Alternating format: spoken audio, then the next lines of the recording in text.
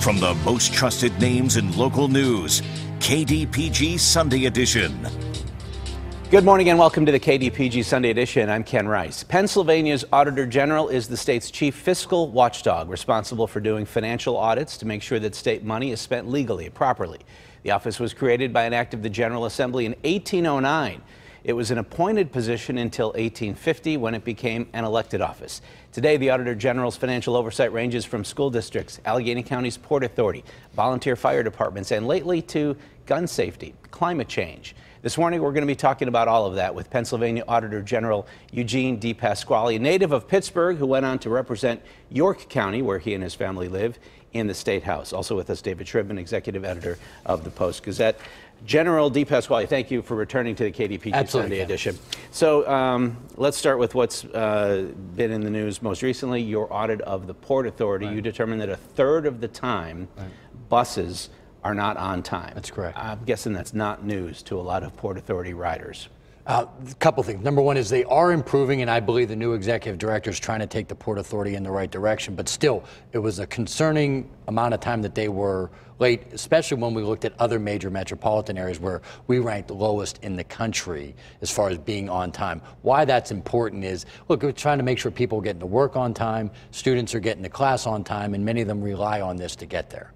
So how did you, I'm just curious, what was the methodology? Did you have people waiting at stops with a stopwatch? And well, no, we actually, they had this own calculus, so we basically audit their books. Yeah, okay. So they track their own route time. You're using their information. Their you information. Didn't do an independent analysis. That's correct. We use by their own information, this was the on-time rate. Well, then they must have known that, obviously, if it was their information, right? That's correct. And so how long was this known and why wasn't it addressed? We started our review in the beginning of 2016, ended middle of 2017, then we took the last couple months writing the audit. So they knew this. Yes. But so, General, they must have known that months, weeks, months, maybe years before you started to nose around, right? I would say they would at least have known it by mid-2016. That's correct. So we're talking about 2.25 years. Correct.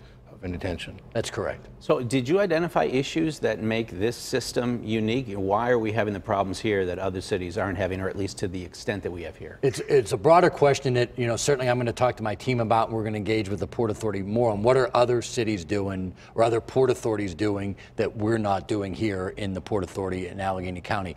But we did identify some other issues as well. We're certainly concerned about how they created a system for constituents to weigh in on potential route changes. However, those have almost never gone into effect, despite a lot of good work, and even 76 times staff approved a route change because of constituent concerns, and then they didn't get implemented. I'm concerned about that as well, because it's constituents of the Port Authority coming up with a route that needs to be changed to help be more convenient and get more people to work, and yet the Port Authority wasn't making the changes. So they approved these changes. That's correct. And then they didn't implement them. That's correct. So what could have been the motivation? Just pure inattention, negligence? They said, and their answer was to the audit, that it was financial concerns. And so my answer back is, well, why did you even create the system if you weren't going to allow some of the changes to be implemented? So if you're an angry rider, if you're an angry fare payer, maybe you have been for years, to whom should you direct your complaint? Because the Port Authority is kind of nebulous. No, yes, the county executive appoints the members of the Port Authority board, right? And then there's this new executive director, Kathleen Kellerman, who came from Florida, I believe.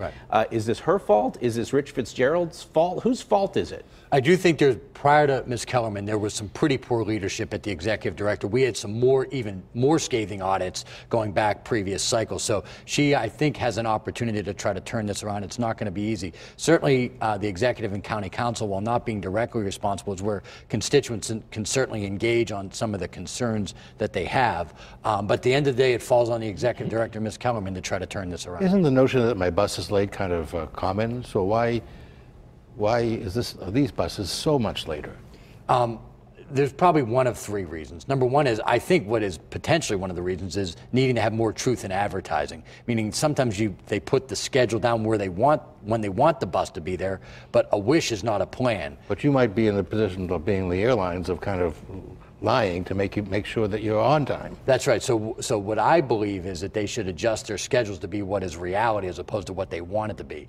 Also, there may be a situation, and I think this is also a possibility, where more buses may actually be needed. So this is where Harrisburg has to do a better job of funding mass transit as well. But I think it's important for Allegheny County's Port Authority to get their act together before they can make that argument. Is Harrisburg likely to be moved by moans from Western Pennsylvania that we don't have enough buses here? I think that is, while it may be necessary, and certainly I'm someone that supports, the legislature addressing this, but the political reality right now is unlikely for that to happen. Yeah. Is anyone at the Port Authority, I want to move on, last question, anybody at the Port Authority say, hey, give us a break? We've got a transportation system that's sort of antiquated in terms of our traffic grid. Right. We don't have one. We have rivers and valleys and bridges, and we have unpredictable weather. I mean, are they doing the best they can under the perhaps more difficult than usual situation Pittsburgh has? I've been Auditor General for 6 years. This is now our third audit, so I've seen significant financial internal controls improving. So I think they are improving in that category. Some of these other areas we've flagged for concern. So look, getting better, but still a lot of work to do is the way I would describe it. Okay. Go ahead.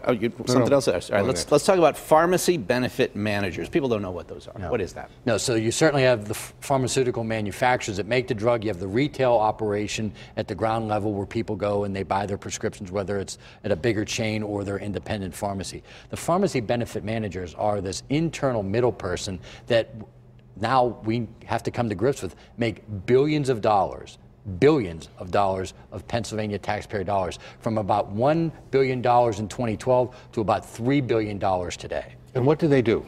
They negotiate with Big Pharma on on the price of the prescription drug, and then they negotiate with the retail operation on what drugs are going to be covered by the insurance plans. They have enormous power in the system. So you decided to look into them because of Medicaid, the state's exposure through Medicaid. That's correct. And we're talking about companies like Express Scripts. That's correct. CVS Health.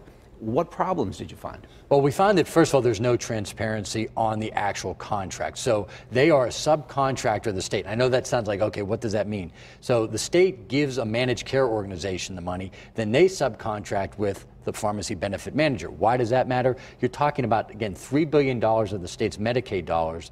About 70% of the state has some exposure to this just from how they buy their prescription drugs, and every taxpayer has exposure, and we don't even know what the language of the contract is. So are we paying wildly out of sync prices here in Pennsylvania? I believe yes, just as my own personal belief, but the bigger problem is because I'm not able to look at that contract, and the Department of Human Services isn't able to look at that contract. We can't verify that one way or the other, and that needs to change. Why do you suspect this? When you go from $1 billion in 2012 to $3 billion in 2017, and I can't see one piece of evidence of how the constituents of Pennsylvania saw an increased benefit from that increase in $2 billion. But, Auditor General, you have powers to discover some of this. Why have you been stymied?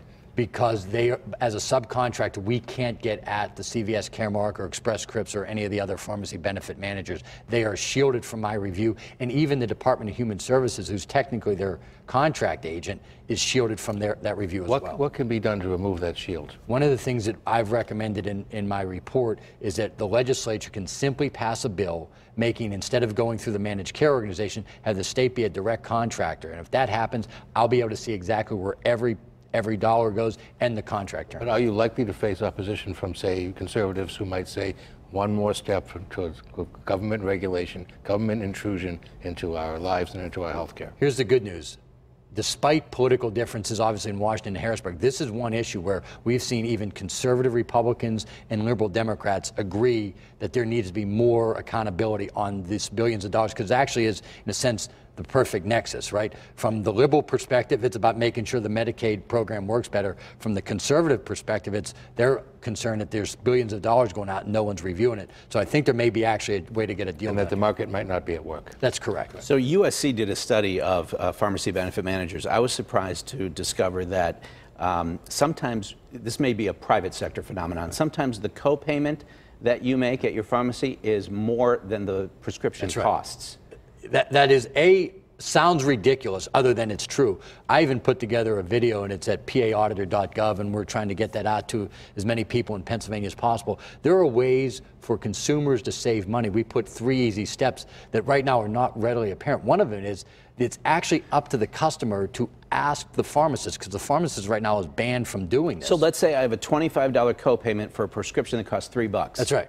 And they don't tell me that. The pharmacist is actually not allowed to tell you, but if you ask, they're allowed to give you the answer. Who designed this system? My gosh. We know. Yeah, but take a guess. It's the people making all the money. So does that call for state legislation? Yeah, absolutely. So that piece is called a so-called gag order, and you'd have to repeal that. The House actually passed that last term unanimously, but the Senate never took it up.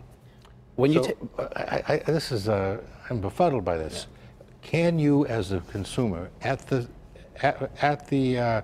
desk of the pharmacist, say, can I pay for this without using my insurance? Yeah, so it's up to the consumer to go up to the desk, ask the pharmacist, hey, is there a cheaper way for me to buy this drug? Then the pharmacist will be allowed to say, yes, if you just pay cash, it's $3, as opposed to if you use your insurance, it may be 10, 20, $30, depending on the copay. And just to clarify, if I ask that question today, the pharmacist is not allowed to answer the question? That's correct. You would just say, sorry, I can't discuss that? Well, no. Once you, as a customer, once you ask, you open the door, right? Okay. The pharmacist can't volunteer it. That's correct. All right.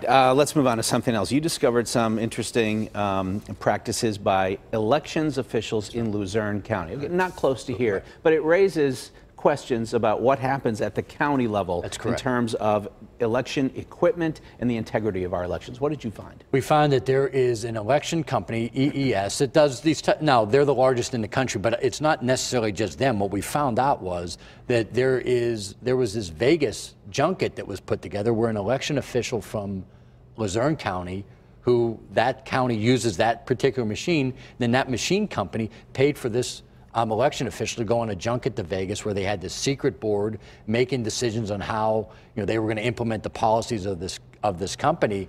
And we went in and we found that, and it's simply unacceptable that the vendor of our election machines is paying for election officials to have junkets. So now I'm opening up into a statewide inquiry.